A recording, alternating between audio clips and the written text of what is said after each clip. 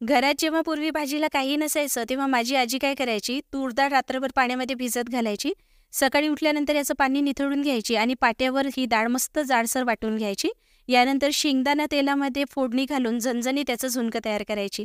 आमच्या भागामध्ये याला वाटल्या डाळीचं झुणकं असं म्हटलं जातं. तुमच्या भागामध्ये या पदार्थाला काय नाव आहे कमेंट करून नक्की कळवा.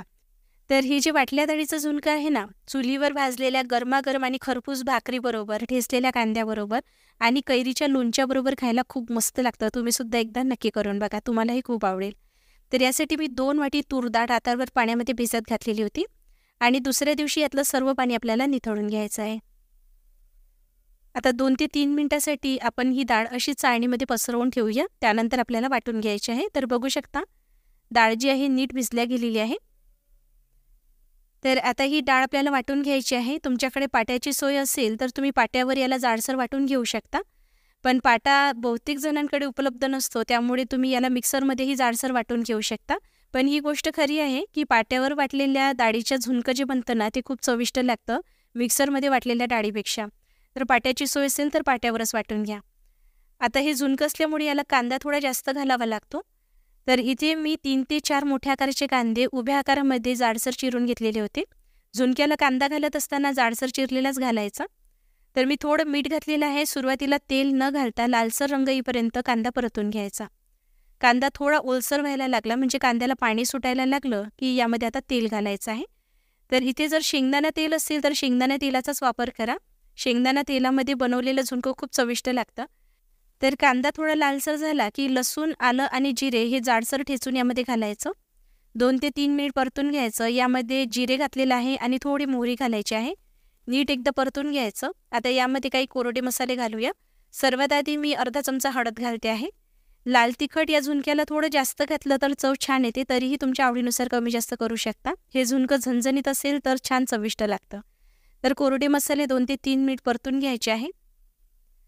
आता यामध्ये बारीक चिरून घेतलेले 2 ते 3 टोमॅटो घालायचे आहे. नीट एकदा परतून घ्यायचं आहे. आता गॅस अगदी लो फ्लेमवर ठेवायचा आणि झाकण ठेवून टोमॅटो मऊ पडेपर्यंत शिजवून घ्यायचे. तर इथे टोमॅटो मऊ पडलेले आहे. कडेने तेलही सुटायला लागलेलं आहे. सर्व टोमॅटो नीट एकदा मॅश करून घ्यायचे. 1 चमचा किचन किंग मसाला घातलेला आहे आणि भाजलेल्या धण्याचा पूड 1 चमचा घातलेला आहे. तुम्ही इथे कांदा लसूण मसालाही वापरू शकता किंवा साठवणीचा कुठलाही मसाला असेल तर तोही वापरता येईल. सर्व मसाले नीट एकदा परतून घ्यायचे. आता इथे वाटून घेतलेली डाळ घालायची आहे. याला वाटल्या डाळीचं झुणकं यासाठीच म्हटले जाते कारण हे डाळ वाटून बनवल्या जातं. चवीनुसार मीठ घालायचं आणि सर्व नीट एकदा परतून घ्यायचं, एकजीव करून घ्यायचं. तर हे झुणकं जे असतं ना, प्रोटीनयुक्त असतं, चवीलाही खूप मस्त लागतं. कोरडी भाजीसाठी जर काही भाजीपाला घरी नसेल तर हे झुणकं तुम्ही नक्की एकदा बनवून बघा, खूप चविष्ट लागतं.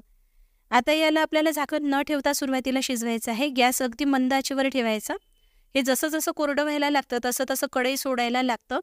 तर सुरुवातीला कढईला चिकटू शकतं, त्यामुळे हवं असेल तर तुम्ही नॉनस्टिक कढईचा वापर करू शकता किंवा जाड तळाची जी कढई असते त्याचा वापर करा. पण एकसारखं याला आपल्याला चालवत राहायचं आहे. तर 10 ते 15 मिनिट हे झुणकं मी झाकण न ठेवता शिजवून घेतलेलं होतं. मध्ये मध्ये जी कढईला खरड लागलेली होती ना, तेही काढून घेतलेली होती आणि आता तेल घातलेलं आहे. तर तेल यासाठी घालायचं, यामुळे झुणकं जे आहे छान मोकळं व्हायला लागतं. कढईला जे चिकटलेलं आहे तेही निघून जातं. म्हणून जेव्हा तुम्ही फोडणी करता ना, तेव्हा तेल कमी वापरलं तरीही चालेल, कारण जेव्हा आपण झाकण ठेवून हे झुणकं शिजवतो त्यासाठी आपल्याला तेल घालावंच लागतं.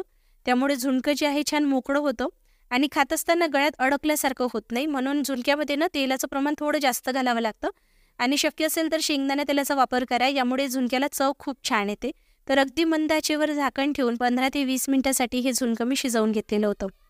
आता सर्वात शेवटी चिरलेली कोथिंबीर घालायची आहे.